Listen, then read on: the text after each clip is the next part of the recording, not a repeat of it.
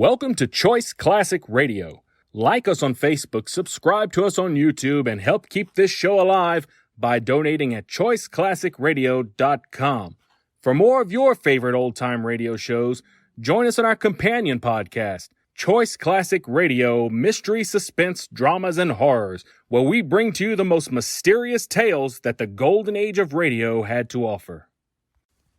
And now, with over 200 episodes made, originally airing on NBC Radio Network from 1944 to 1950, we bring to you Boston Blackie.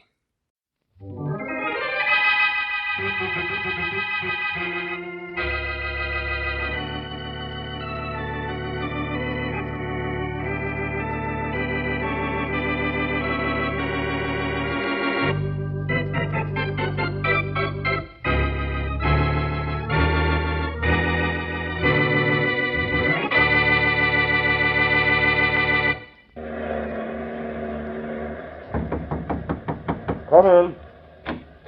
Hi, Captain Harlan. Oh, come in, Mr. Peterson. Always a distinct privilege to welcome my first mate to my humble quarters. Aye? Well, the fog's lifting the starboard, Captain. We'll be out of the worst of it soon. 'Tis not why I sent for you. This fog isn't what disturbs me, Mr. Peterson.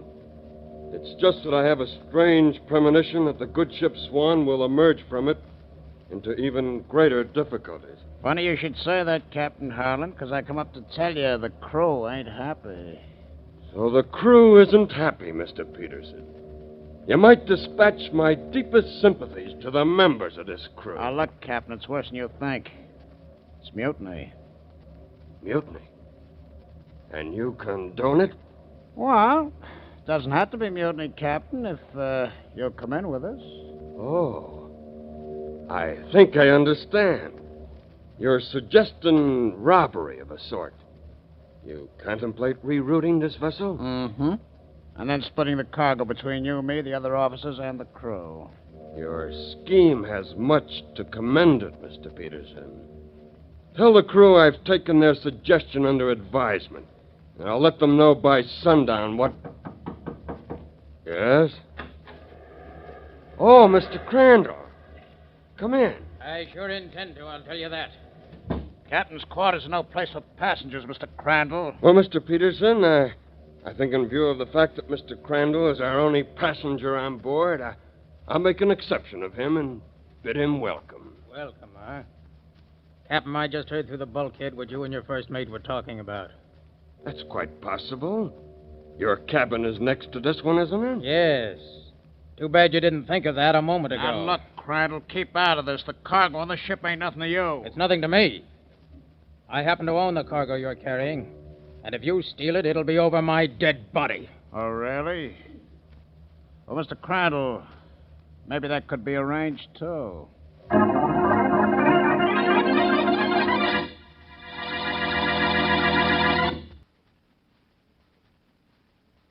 And now, on to Dick Calmer as Boston Blackie. Enemy to those who make him an enemy. Friend to those who have no friend.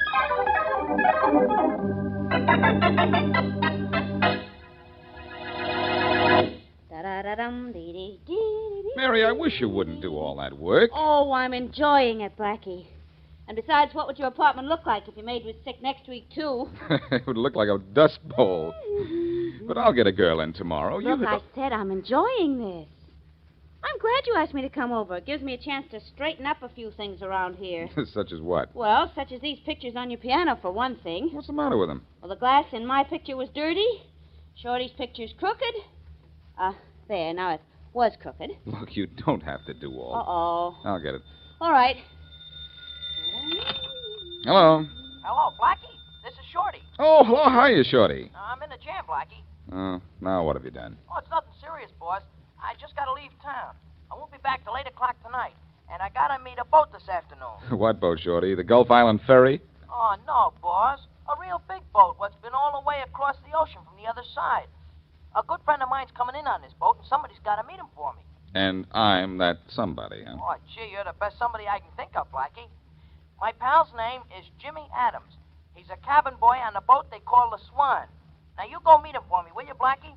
The ship's going to anchor in our bay at 4. At 4, huh? Uh-huh. All right, Shorty, I'll meet him. Oh, gee, thanks, Blackie. I hope it won't mean any trouble. No, there won't be any difficulty, Shorty. Out in the harbor, it should be easy to hold trouble at bay.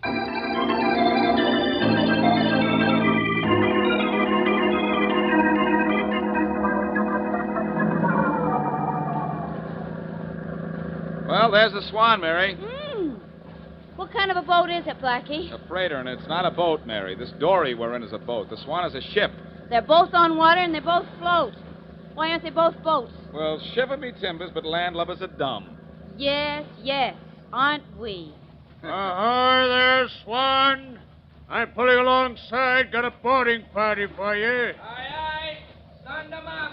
All right, you go right up the rope ladder there, mister. Oh, really? I'd never have guessed. Up you go, lady. Aye, sir. Nautical but nice, that's me. Here I go. I'm right behind you. Shall I tie up and wait for you, mate, or do you want me to shove off? Better tie up and wait for us. We won't be long. Aye, sir. How you doing, Mary? I'm practically up on deck. There, I made it. Woo! Hey, where is everybody? Nobody up there? Not even that sailor, Mary? Nope. Hold everything. I'll be right with you. Whew. Background, you keep an eye on the other side. Faraday. Uh-oh. Blackie. No, it can't be you. Not aboard this ship. Well, I'll look around, and if I find I'm not me, I'll let you know. Now, take it easy, Faraday.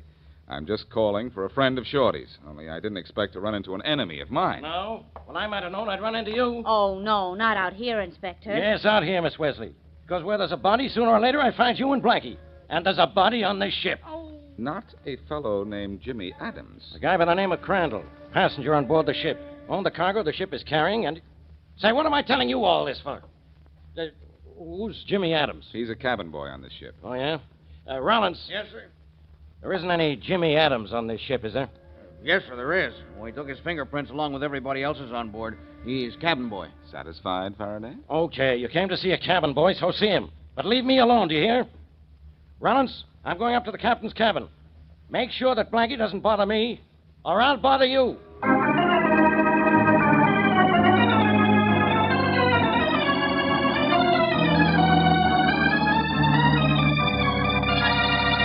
All right, Captain Harlan. Crandall was killed in the cabin right next to yours. Now, who did it? Now, that's difficult to determine, Inspector Faraday. Only 3 people are allowed in this part of the ship, and any one of us could have done it. 3 people, huh? Who? Well, I for one, and Mr. Peterson, the first mate here, for another. Yeah, I could have done it, but I didn't. See? That's up to me to decide. See? That was the 3rd person. Oh, excuse me. Come in. I heard the police were here, Captain. Yeah, the police are here. Right here. Who are you? Hi, sir. I'm the... This fellow's the 3rd person allowed up in this part of the ship, Inspector Faraday. He's my executive officer, Bill Kemp. What do you know about this, Kemp? Nothing at all, sir. Where were you when Crandall was killed? Sir, I was... He was up here somewhere, Inspector, and had just as much chance as we to kill Mr. Crandall. I see. So all 3 of you could have done it, huh? We would be decidedly stupid if we didn't admit it, Inspector Faraday. But I'm inclined to believe you'll have a rather difficult time proving which one of us actually did commit the crime. Yeah? I'll find out, all right. Now, look, did you have any trouble with Crandall before the murder? None whatever, Inspector. Any trouble anywhere on the ship? Trouble? No, this was the most uneventful voyage this ship has ever made. Okay. Now, I don't want any of you leaving here. You're all under suspicion. Of course, Inspector. You find it rather simple to place us under suspicion. But to determine which of us to place under arrest, well, I'm afraid, Inspector, that's where you'll run aground.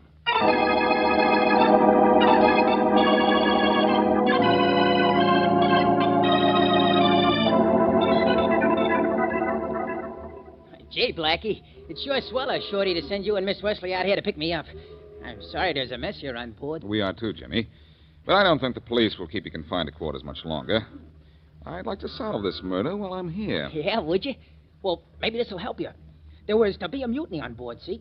The crew was going to take the ship and steal a cargo. The first mate was the leader. Well, yes, but what does that have to do with Mr. Crandall being killed? Well, Landy, Crandall owned the cargo we're carrying. Oh, this is beginning to add up. A mutiny and a murder. I've got an idea this isn't going to be too tough. Blackie, do you know who killed Crandall? I have a rough idea. I'm going to leave now, but I'll be back to smooth it out. Oh, tell me something, Jimmy. Oh, you gotta excuse me, Blackie. I just remembered something I gotta do. I'll be right back, honest. Now, wait right here for me, and I'll be back. Sure. Blackie, you said you had a rough idea who killed Mr. Crandall. What's the rough idea? Can't tell you yet, Mary, but I'll tell you this. This is a very interesting case. Very interesting. Well, here comes somebody who'll think you're not very interesting. I don't even have to turn around to know who you mean. Blackie, I want you off this ship, and fast. Oh, not too fast, Inspector. I've just found out something you ought to know. There was an I know all about that. There was an attempted mutiny on board this ship. The captain denied it, but I found out from one of the crew. Now I'm going to tell you something. You've got 5 minutes to get off this ship, or I'll throw you off. Aye, aye, sir. I'll spend those 5 minutes solving your case. You hope. Hey, Rollins. Yes, sir. Yes, Inspector Faraday. Keep an eye on Blackie. See that he's off this ship inside of 5 minutes. If he isn't, arrest him for loitering or something. Right, you going ashore, Inspector? Yeah, right now. Where's that rope ladder? Oh, here it is, right here. I'm taking these fingerprints of the officers and crew of the ship to headquarters. See what I can find out about them. Good luck, Inspector. Never mind about wishing me good luck on the fingerprints. Wish me good luck on this rope ladder. I'm not sure these things are safe. Why don't they have... Hey, Inspector! Hey, Blackie! Blackie, hey, somebody! Inspector Faraday's overboard! Hey, Blackie! Inspector Faraday fell overboard, Blackie, and he can't swim a stroke. Oh, well, here goes. Too late, Miss Wesley. There he goes. Out of the way, you landlubbers. I want to throw this man a line. Sure, sailor. Step over here, Miss Wesley. All right, but what about Blackie? He'll be okay, ain't he always? Ahoy there! Toss to the lifeline! Grab hold! Are you thinking the same thing I am, Rollins? How about Blackie going in after the inspector, Miss Yeah, Wesley? it's funny, isn't it, Rollins? Yeah. Blackie pretends to dislike Inspector Faraday, and yet just lets the inspector get into trouble. Yeah, and Blackie dives in after him. Sure does. Ahoy there, mates! Give us a hand with this pole line. Sure. Oh, wait a minute. Let me help, too. You better stand aside, lady. Don't want to have to toss a rope to you, too. Okay. Now, come on. Heave. Hey, come on, sidekick. Aye, we're pulling them aboard now. Here they come. Hey, one of you grab that policeman. I'll take care of the other one. I'll get him. Oh, Blackie, you're so wonderful. Well, that's what I've always told you, isn't it? Come on now. Up you come now. Thanks. You okay, Faraday? Yeah, I'm all right. But I lost most of the fingerprints. I was taken to headquarters. You almost lost your life. Kind of clumsy, weren't you, Inspector? Look, I didn't fall overboard. One of the steps in that rope ladder was cut. But I suppose I ought to thank you for going in after me. So thanks. Oh, you're welcome. But I'll never be able to explain to myself why I did it. You say the ladder was cut? Now, I suppose you know who cut it. Sure I do. All right, who? The captain, the executive officer, or the first mate. One of those three. They had a chance while we were talking. Brilliant, Faraday. Positively brilliant. But so what? You still don't know which one of the three. You know, maybe I ought to throw you back.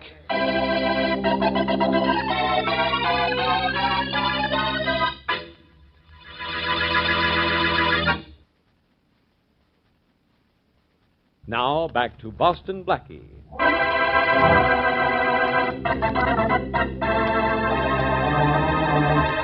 The only passenger aboard the freighter Swan has been murdered. 3 people aboard the ship could have committed the crime: the captain, the executive officer, and the first mate. Inspector Faraday was leaving the ship for headquarters when a severed step in the rope ladder caused him to fall into the water. Blackie, on board to meet the cabin boy, Jimmy, as a favor to his friend Shorty, saves the inspector. It's several hours later as we return to our story, and Blackie is with Faraday in the inspector's office. Well, Faraday, now that you're sitting behind your nice warm desk and dressed in nice dry clothes again, may I go back to the ship and start to work on your case? You don't have to, Blackie. While you were changing your clothes, I checked the fingerprints I saved when I went overboard. One of them was the mate's. So my fingerprint file says the mate is an ex-convict. So I figure the mate killed Crandall because Crandall recognized him as an ex-convict. So? One more so, and you'll have me in stitches. Yeah? Well, in a few minutes, I'll have that mate in jail. I radioed Rollins on the ship to arrest him. Faraday, sometimes you... Yeah? Yes, Smith? You're wanted in the radio room, Inspector. It's Rollins. Good. Come on, Blackie. I'll let you see how fast I close a case. I want to see this. It'll be something to tell my grandchildren. I understand grandchildren love fairy stories. Now, just why are we in the radio room? Because Rollins is on the ship, and I've got two-way communication open from here to the radio room on board. That's why. Smith, which mic is open to the ship? This one right here, Inspector. Rollins is waiting. Go ahead. Thanks. Hello, Rollins. Yes, Inspector. Did you pick up the mate? Peterson? Yeah, I picked him up. Good. Bring him right down to headquarters. I want to talk to him. Headquarters, Inspector? I can't do that. Why not? You picked him up, didn't you? Yeah, off the floor of his cabin, Inspector. He's dead. What? Yeah, he's dead. Dead, Inspector. Killed. Dead. Quiet, Blackie. Get me a squad car, Smith. Yes, sir. Where are you going, Faraday? Crazy? No, I'm going out to the Swan. What for? To cook somebody's goose? Get me that squad car, Smith, and hurry. Yes, sir. So you're going to waste your time out on the ocean, huh, Faraday? Why don't you stay here? You're at sea no matter where you are.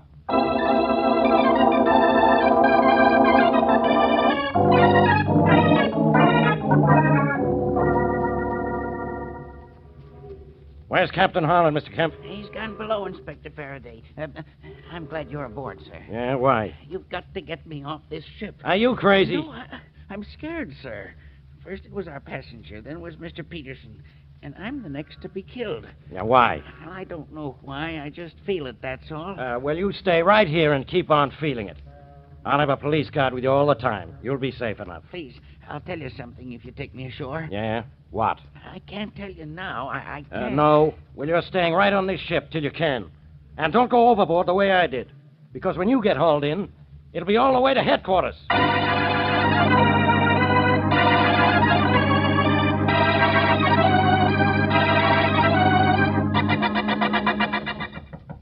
Who is it? It's me, Who's me? Jimmy Adams. That you, Blackie? Yes? Let me in your apartment, Blackie. Quick. Jimmy, how'd you get off that ship? You shouldn't... Hey, what's the matter? You're soaking wet. Yeah, I know. I had to jump overboard and swim ashore. You swam ashore? Uh-huh. I think you'd better come in or you'll start floating down the hall. Come on. Thanks. Jimmy, you shouldn't have done this.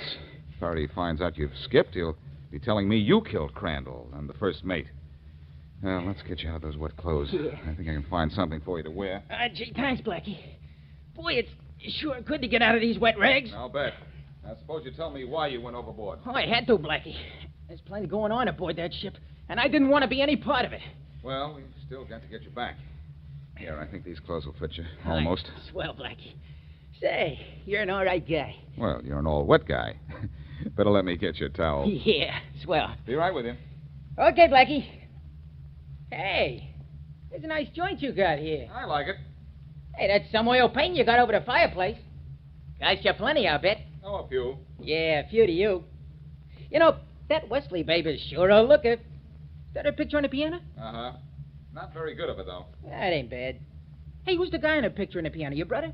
My brother? Yes, it is. Here's your towel. Oh, gee. Thanks.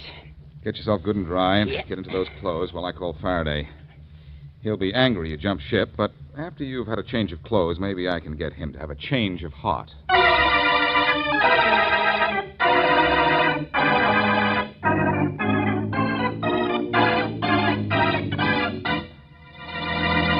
Look, Captain Harlan, you know something you won't tell me. So maybe you better start talking. Who gave you this idea, Inspector Faraday? Your friend, Boston Blackie? I understand he was on board earlier today. Look, I'm conducting this investigation. But rather badly, I'd say. Look, Inspector, this kind of attitude isn't going to get you anywhere. If you think I'm at the bottom of this, why don't you go ahead and prove it? I intend to do just that, Captain. There's only one... Stand right where you are, Inspector Faraday. Put that gun down, Mr. Kemp. No, I won't. What's the matter with you, Kemp? You're in trouble enough without pointing at... Let me handle this, Inspector Faraday. Put that gun down, Mr. Kemp. No, I won't put it down until I'm allowed to go ashore. Get away from me, Captain, or I'll... Don't try to pick up that gun, Mr. Kemp. Inspector Faraday will pick it up for you. Nice going, Captain. You knocked the gun out of his hand, and now I've got it. Good. Now, Inspector Faraday, I've done all I could for you. I think the next move is yours.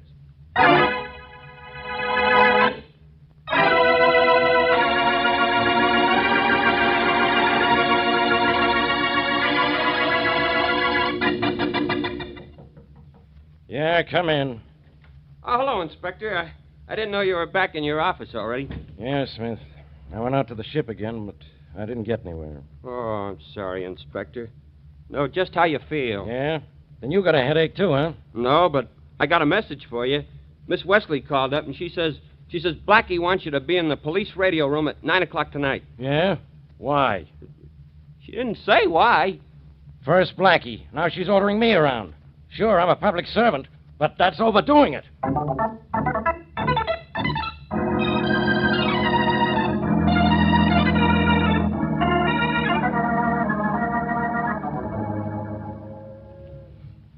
Blackie told us to meet him aboard ship, Miss Wesley. Well, we're aboard this ship, but where is he? Where's everybody? He'll be along, Shorty. He's very anxious to see you. Listen. That's Blackie's signal. Yeah, I'll answer him. Hello, kids. Glad you made it all right. Hi, Blackie. Well, we got here, but I wouldn't say we were all right. What goes on, Blackie? Yeah, Blackie, what? Mary, please wait here. I'll explain why later. Shorty, you come with me, and no matter what happens, just go along with everything I say. Yeah, down this way. Sure, Blackie. Well, I always do, don't I? Yes, but it's especially important this time. Oh. Here we are. Where's here? The radio room. I want someone to meet you. Here, I'll go first. Okay. Jimmy? Yeah, Blackie? Jimmy, I want you to meet a friend of mine. This is Joe Thomas. Oh, hi. Sure it's well to know you, Joe. Oh, any friend of Blackie's a friend of mine. Thanks, Shorty, for keeping a straight face during that introduction. And now, Jimmy, you better start telling a straight story. Huh? What do you mean? I mean, you've been lying. Your name isn't even Jimmy Adams. What do you mean it isn't? I'm Jimmy Adams, cabin boy on this here ship. Is he the Jimmy Adams you know, Shorty? Shorty. He sure ain't, Blackie. I ain't never seen him before. And he's never seen you before either, Shorty, because he accepted you as Joe Thomas when I introduced you. I knew he wasn't the real Jimmy Adams when he didn't recognize your picture on the piano. Okay. Stand where you are. Both of you. Blackie's got a gun. I know it, Shorty, only I know it now, which is a little late. You're gonna be late, too. The late Boston Blackie. Get your hands up, both of you. I killed guys who knew too much about me. Crandall knew who you were, huh? And so did Peterson, the first mate. Yeah. Yeah, they both recognized me this morning. But what they knew didn't do 'em much good, did it? Then you admit you killed him? Figure that for yourself, Blackie. Hey, Blackie, look. If this guy ain't Jimmy Adams, and he ain't, well, where's Jimmy? The same place Crandall and the first mate are. Only your pal Jimmy got his before we left the other side. I had to get back to this country, see? That was the easy way. I became Jimmy Adams. And now up against the other wall. Both of you. It won't do you any good to kill us. Inspector Faraday has heard every word you said. Oh, now, Blackie. Don't give me that stuff. Inspector Faraday ain't nowheres around here. Oh, no? Hey, what's that? I'm right here. I heard everything you said. Blackie, I've got 2 men coming out there right away. Hey, where'd that voice come from? Not the same place that this fifth is coming from. Ah, nice poke you gave him, Blackie. He'll be out for a week. Blackie, you get him? Yes, I got him, Faraday. I'm glad you stayed in the radio room at headquarters. Did you get his confession? Every word of it. Well, have it typed up, and I'll have Rawlins bring him in to sign it. And so, until next time, this is your commentator, Boston Blackie, speaking to you from aboard the good ship Swan and saying goodbye, good luck, and to you especially, Faraday, good riddance.